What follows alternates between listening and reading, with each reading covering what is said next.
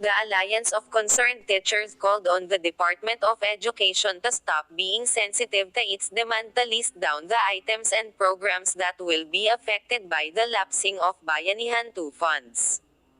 ACT said DepEd called these claims misinformed and said that 90% of the funds provided by the law had been obligated and disbursed, contrary to earlier reports that about 40% has not been used.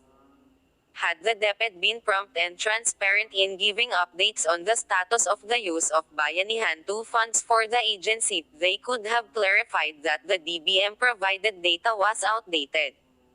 It is but normal for our teachers to be alarmed at the prospect of precious funds being wasted, Raymond Basilio, the group's Secretary General, said. The group asked DepEd when teachers can receive the promised 68,500 laptop and 100 gigabytes load, especially seeing as the current school year will close by the end of this week.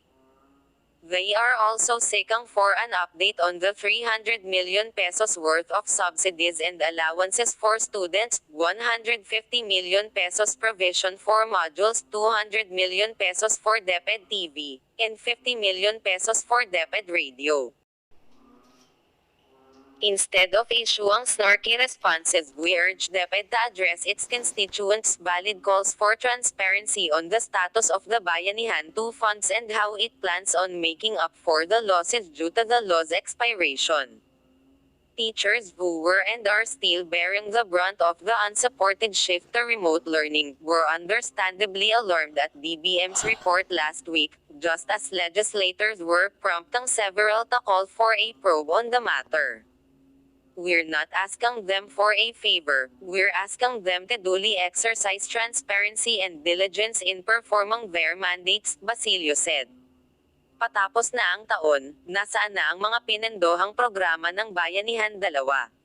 Nasaang yugto na ang pagbili ng mga laptop at data load? Kailan na ito matatanggap?